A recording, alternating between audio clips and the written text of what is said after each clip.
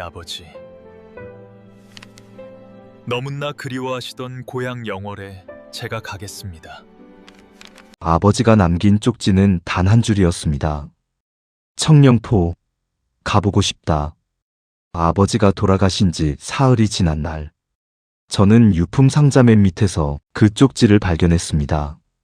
손이 떨렸죠. 아니, 마음이 먹먹했습니다. 청령포가 어딘지 저는 몰랐고, 한국말로 읽는 것도 아주 쉽지 않았어요. 그런데 눈물이 났습니다.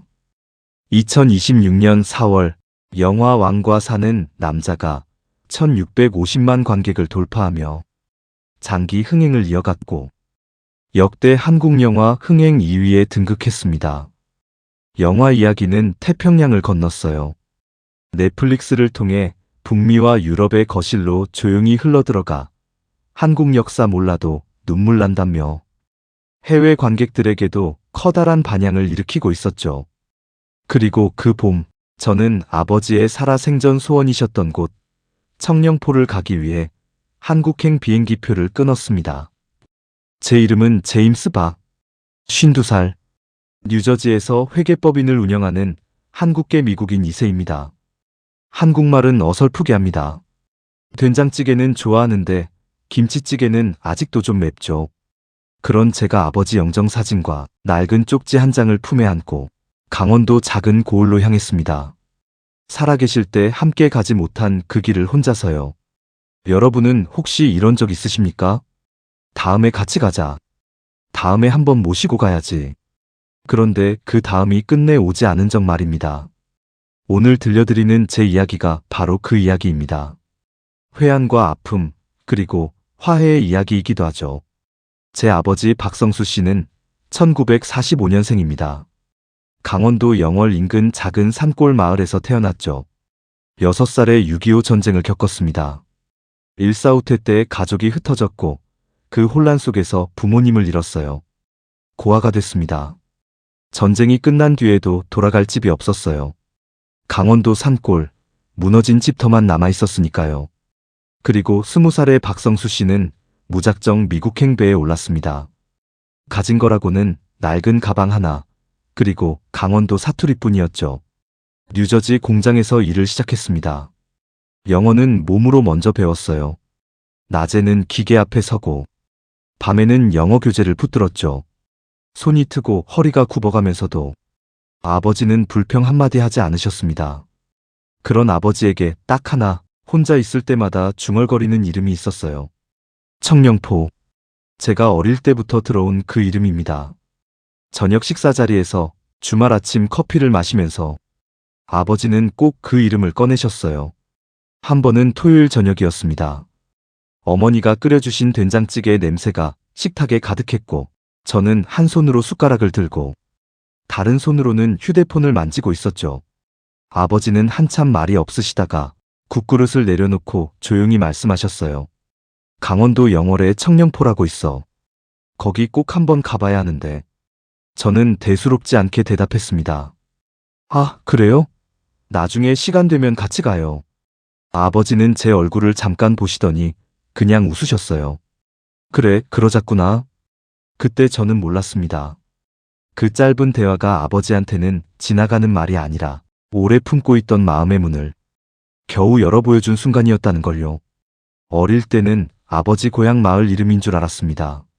나중에 알고 보니 고향 마을 이름이 아니었어요. 단종이라는 왕이 유배를 왔던 곳이라고 하더라고요. 아버지, 거기가 왜 그렇게 좋아요? 한 번은 그렇게 물었습니다. 아버지는 잠시 커피잔을 내려놓으시더니 천천히 말씀하셨어요. 거기 가면 억울하게 쫓겨난 왕이 있거든. 아무도 안 봐주는데 소나무들이 다 보고 있어. 나무도 그 왕 편인 거야. 그때는 잘 이해하지 못했습니다. 아, 그렇구나. 하고 그냥 넘어갔죠. 지금 생각하면 아버지는 그 왕 이야기를 하신 게 아니었어요. 전쟁통에 가족을 잃고 고향을 잃고 낯선 땅에서 평생 혼자 버텨온 자기 자신의 이야기를 하고 계셨던 겁니다.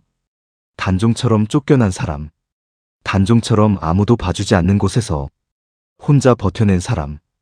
그걸 저는 아버지가 돌아가신 뒤에 알았습니다.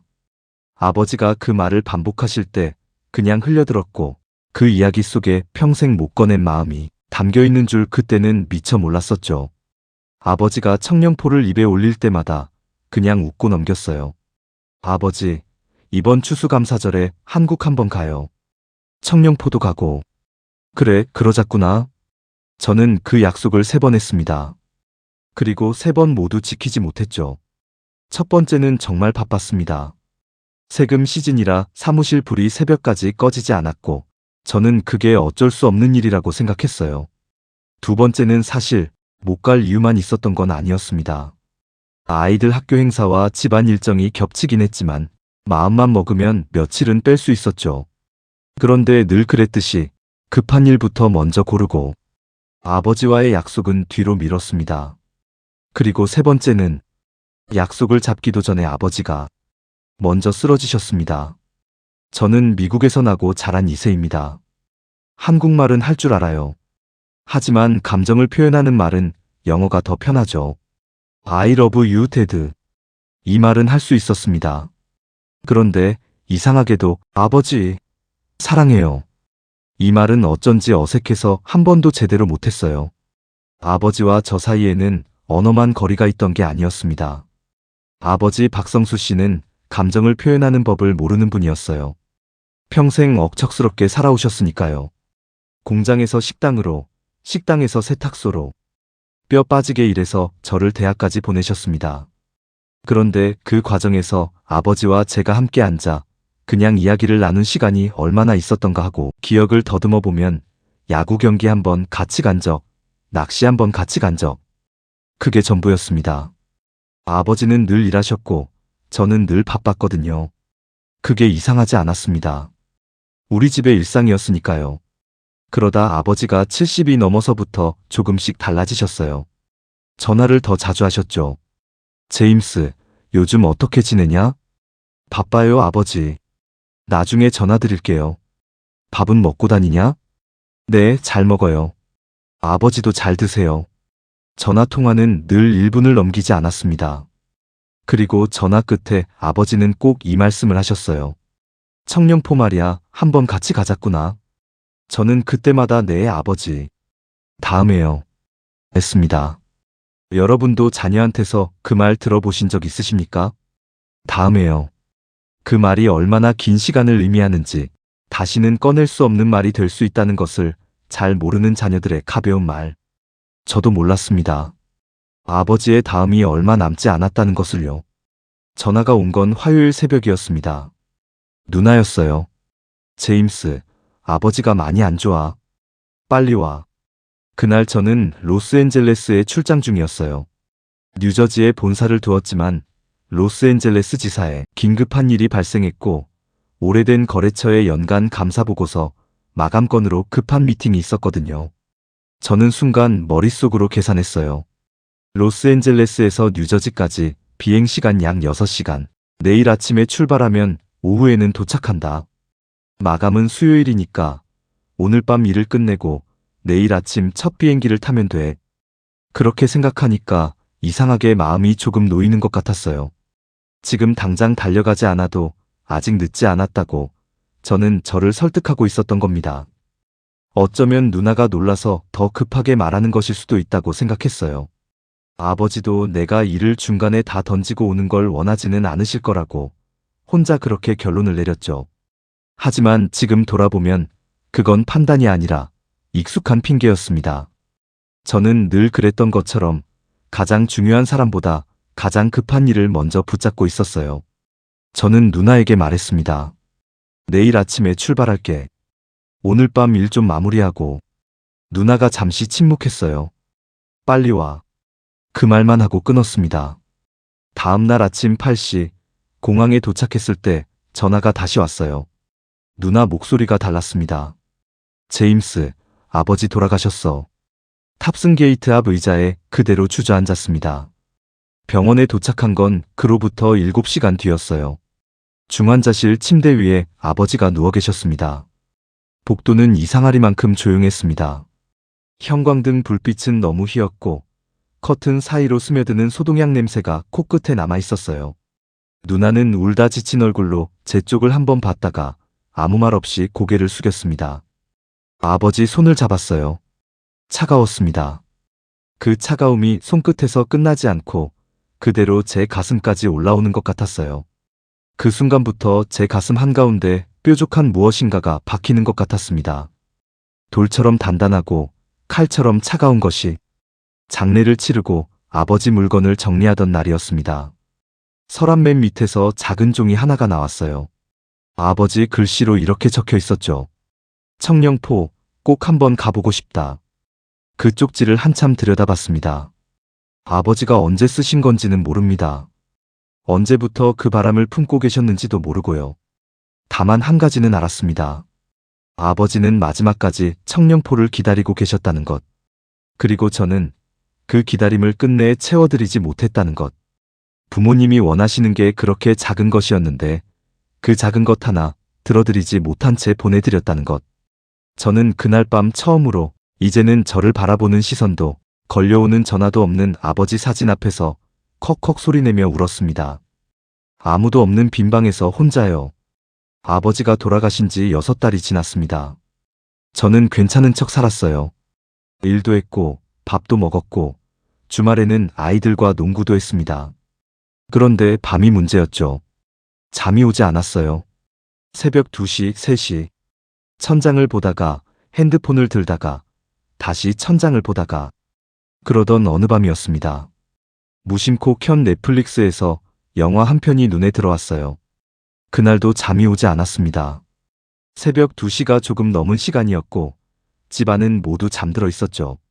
저는 부엌에 나가 물 한 잔을 마시고 다시 거실 소파에 앉았습니다. 불도 다 켜지 않은 채 리모컨만 만지작거리다가 화면을 넘기고 있었어요. 왕과 사는 남자. 한국 영화라는 것, 역사 영화라는 것. 그게 전부였습니다. 처음에는 별 생각 없이 틀었어요. 그런데 보다 보니 어느 순간부터는 제가 영화를 보는 건지 제 기억을 들여다보는 건지 모를 만큼 화면에서 눈을 떼지 못하겠더군요. 영어로 흐르는 자막을 읽으며 보기 시작했어요. 영화 초반, 단종이 한양에서 영월로 끌려가는 장면이 나옵니다. 왕이었던 사람이 죄인이 되어 7일을 걸어서 가는 장면. 아무도 거들떠보지 않는데 걷고 또 걷는 장면. 저는 그 장면에서 리모컨을 내려놨습니다. 아버지도 저렇게 걸어오셨겠구나. 전쟁통에 가족을 잃고 고향을 잃고 20살에 미국까지 아무것도 없이 혼자 걸어오신 길. 그 생각이 드는데 영화 속 단종의 눈빛이 화면을 가득 채웠습니다. 1600만 명이 그 눈빛에 무너졌다는 걸 저는 그제 알았어요. 단종의 눈이 말하고 있었거든요. 억울하다고, 외롭다고, 그래도 여기 있다고. 자막 읽는 걸 잊었습니다. 영화가 끝났을 때 제 뺨이 젖어 있었어요. 다음 날 아침 핸드폰을 들었습니다. 인천행 항공권을 검색했어요. 그리고 영월, 청령포. 검색창에 처음으로 입력해본 이름이었습니다. 아버지가 평생 부르시던 그 이름을 아버지가 안 계신 지금 말이에요. 영월에 도착한 건 4월 중순이었습니다. 산자락에 연두색이 막 올라와 있었고 남한강 물빛은 맑고 차가웠습니다. 차에서 내리자마자 잠시 멈춰 섰어요. 조용할 거라 생각했는데 아니었습니다. 관광버스가 줄지어 서 있었죠. 하나, 둘, 셋. 눈에 보이는 대형 버스만 7대였어요. 영화 왕과 사는 남자 이후 영월은 완전히 달라져 있었습니다. 인구 3만 명의 이 작은 고을에 하루 1만 명에서 2만 명의 방문객이 몰려들고 있었죠. 식당마다 줄이 서고 골목골목에 생기가 돌았어요. 청령포 나루터로 가는 길, 배를 타려는 줄이 길게 늘어서 있었습니다. 새벽 7시부터 기다리셨다는 어르신, 부산에서 새벽 버스 타고 오셨다는 부부, 영화를 4번 봤다는 젊은 여성. 사람들은 영화 이야기를 하고 있었어요. 어느 장면에서 울었는지, 배우 눈빛이 어땠는지, 실제 촬영지가 어디였는지. 다들 같은 영화를 보고 왔는데 저만 전혀 다른 이유로 그 줄에 서 있는 것 같았습니다. 누군가에겐 이곳이 감동적인 영화의 배경지였겠지만 제게는 너무 늦게 도착한 약속의 자리였어요. 저는 그 줄 속에 혼자 서 있었습니다. 안내 데스크에서 직원 한 분이 영어로 말을 건넸습니다. 영화 보고 오셨어요? 예스? 예, 그리고 저의 아버지. 저는 말끝을 흐렸고 직원이 잠깐 멈칫했죠. 그러더니 조용히 고개를 끄덕였습니다. 저는 수첩에 넣어둔 아버지 영정사진을 꺼냈어요. 아버지가 이렇게 환하게 웃으셨던 적이 있었나 싶은 사진이었죠. 아버지, 여기 청령포예요. 이제 왔어요. 저의 작은 독백이 강바람 속으로 묻혔습니다. 배는 작았습니다. 10여 명이 올라타자 금세 가득 찼죠. 5분간의 뱃길. 강물이 배 옆으로 조용히 흘렀습니다. 영화 속 장면이 눈앞에 있는 듯 했어요. 왕의 신분이었던 사람이 살아서 다시 나올 희망을 막아버리는 흐르는 장벽. 그곳을 건너다 강물 속으로 처박히던 그 처절한 장면. 영원할 것 같은 그 깊은 절망에 비하면 너무나 짧은 시간 5분.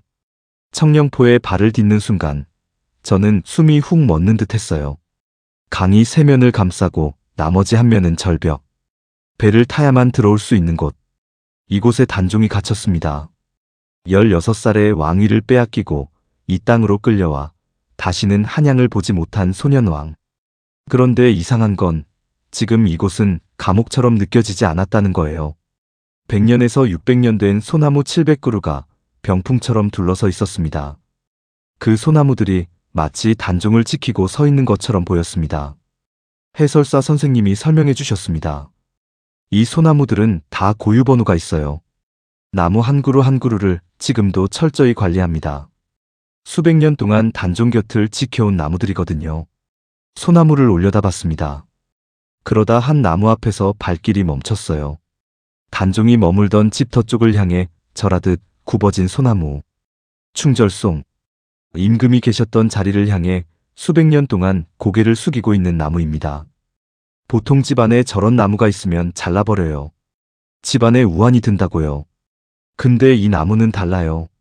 임금이 계셨던 자리를 향해 절을 하는 나무라고 해서 엄청 대접받거든요. 그 말을 듣는 순간 아버지 손등이 떠올랐습니다. 세탁소 일을 오래 하셔서 마디마디 굵어지고 거칠어진 손. 식탁 위에 숟가락을 놓을 때도 자동차 문을 닫을 때도 늘 조심스럽게 움직이시던 그 손이요. 그 말을 듣다가 눈을 질끈 감았습니다.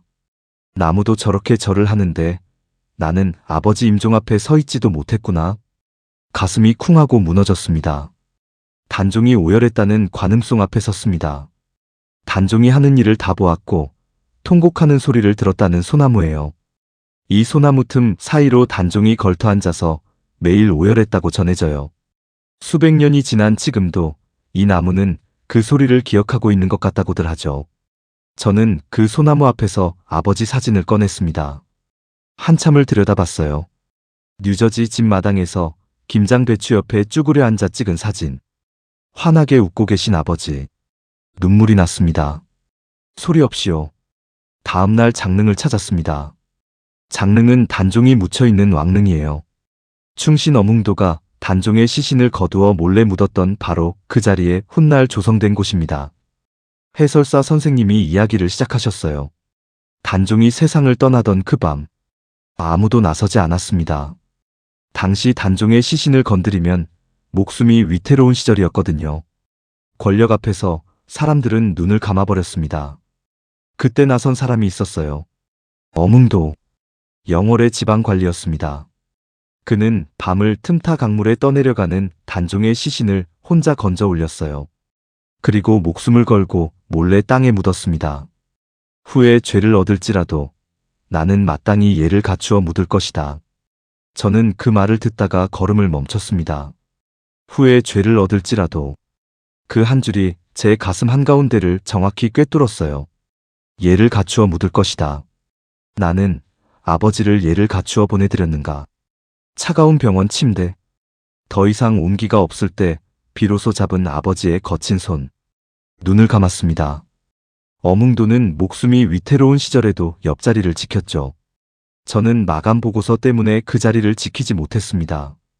그게 비교가 되는 일이 아닌 줄 알지만 가슴이 아픈 것은 어쩔 수가 없었습니다.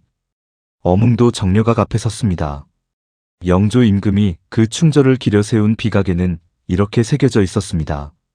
조선 충신 영월 호장 어몽도. 그 앞에서 무릎이 꺾였습니다. 주저앉았어요. 관광객들이 옆을 지나쳤지만 상관없었습니다. 해설사 선생님이 조용히 옆에 서 계셨어요. 품에서 아버지 사진을 꺼냈습니다. 그리고 처음으로 서툴고 떨리는 목소리로 한국말로 말했어요. 아버지, 미안해요. 늦었어요. 많이 늦었는데. 그래도 왔어요. 바람이 불었습니다. 장릉의 소나무들이 조용히 흔들렸어요. 해설사 선생님이 아무 말 없이 고개를 숙이셨습니다. 끝까지 버리지 않는 마음이라는 게 꼭 목숨을 거는 것만은 아니에요. 거창한 것이 아니어도 되잖아요. 늦었어도 오는 것, 미안하다고 말하는 것, 그래도 왔다고 여기 있다고. 그것만으로도 충분한 걸 이제야 하고 있었습니다. 다음 날 아침 다시 청령포로 갔습니다. 이번엔 관광객이 많지 않은 이른 시간이었어요. 혼자 배를 탔죠. 강물이 고요했습니다. 아침 안개가 수면 위에 얇게 깔려 있었어요. 소나무들 사이를 천천히 걸었습니다. 어제와 같은 나무들인데 오늘은 달리 보였어요. 충절송 앞에 섰습니다. 절하듯 굽어진 그 소나무. 오래 바라봤어요. 아버지가 왜 이곳을 그렇게 오고 싶어 하셨는지 이제는 알 것 같았습니다. 단종은 모든 것을 빼앗겼습니다. 왕자도, 한양도, 가족도. 그런데 여기 와 보니 아무것도 빼앗기지 않은 게 있었어요. 소나무들의 기억, 어뭉도의 마음, 수백 년이 지나도 꺼지지 않은 사람들의 애도. 아버지도 그걸 보고 싶으셨던 거예요. 전쟁통에 다 잃었어도, 고향을 떠나 평생 이방인으로 살았어도 끝까지 자기를 기억해주는 무언가가 세상에 있다는 것. 그 마음이 살아있는 땅. 청령포가 그 증거였습니다. 호주머니에서 작은 봉투를 꺼냈어요. 한 줌도 안 되는 아버지 유골의 일부였습니다. 가족들과 상의해서 조금 가지고 왔죠. 봉투를 한동안 열지 못했습니다. 이래도 되는 건가? 이게 정말 아버지가 바라셨을까? 아니면 내가 견디지 못해서 여기까지 들고 온 걸까? 그런 생각이 한꺼번에 밀려왔어요. 그래도 결국 손을 폈습니다. 강물에 천천히 뿌렸어요. 제가 강물 위에 퍼졌습니다. 남한강의 물결이 그것을 조용히 받아들였어요. 떠나보낸다는 느낌보다 너무 늦게라도 제자리를 찾아드리는 것 같은 마음이 먼저 들었습니다. 아무도 없는 강가에서 오래 서 있었습니다. 돌아오는 길에 해설사 선생님이 말씀하셨어요. 영월은요, 참 신기한 고을이에요. 영화 웰컴 투 동막골도 여기서 찍었고 라디오 스타도 여기서 찍었어요. 그리고 이번에 왕과 사는 남자까지 3번이나 대한민국을 불러세운 동네예요. 왜 여기서 자꾸 찍는 건가요? 글쎄요. 여기는 슬픈 역사가 있는데 그 슬픔을 팔지 않거든요. 그냥 조용히 기억해요. 수백 년 동안. 그게 사람들 마음에 닿는 것 같아요. 저는 고개를 끄덕였습니다. 슬픔을 팔지 않고 조용히 기억하는 것. 그게 아버지가 평생 이 땅을 그리워하신 이유였을 거예요. 전쟁과 가난 속에서 다 잃어버렸지만 누군가 끝까지 기억해주고 있다는 것. 그 마음이 살아있는 땅. 저는 유저지로 돌아왔습니다. 책상 서랍 안에 청령포 꼭 한번 가보고 싶다. 아버지 쪽지를 넣어뒀어요. 이제는 그 쪽지 옆에 청령포에서 찍은 사진이 하나 더 있습니다. 아침 안개 속 소나무들 사이에서 찍은 사진. 혼자 찍은 사진이지만 어쩐지 혼자인 것 같지 않아요. 여러분께 여쭤보고 싶습니다. 다음에 같이 가자 했지만 그 다음이 아직 오지 않은 분이 계십니까? 어뭉도는 목숨이 위태로운 시절에 끝까지 자리를 지켰습니다. 그리고 단종은 아주 일찍 왕위에서 쫓겨나고 어린 나이에 생을 잃었지만 아주 오래 영월 소나무들 사이에 살아있어요. 저는 그걸 청령포에서 처음 알았습니다. 사람은 떠나도 누군가 오래 기억하면 그렇게 사라지지 않는다는 것을요. 끝까지 지키는 마음. 그 마음은 조선시대 이야기만은 아니었습니다. 바로 지금 우리가 살아가는 이야기예요. 늦었어도 가보는 것. 미안하다고 말하는 것. 그동안 못 꺼낸 마음을 이제라도 꺼내보는 것. 어쩌면 그게 우리가 누군가를 끝까지 기억하는 방식인지도 모릅니다. 오랫동안 지켜지는 마음. 그 마음이 오늘 여러분 곁에도 닿기를 바랍니다. 오늘 이야기 공감되는 부분 있으신가요? 살아보면 꼭 지나간 뒤에야 알게 되는 마음이 있어요. 오늘 이 이야기가 여러분의 마음 한편을 조용히 건드렸다면 구독과 좋아요로 함께 해주시면 감사하겠습니다. 아래 댓글에도 여러분의 이야기를 남겨주십시오. 나도 그랬는데 그 한 줄이 다른 누군가에게 위로가 됩니다. 시청해주셔서 감사합니다. 저는 또 다른 이야기 준비해서 찾아뵙겠습니다.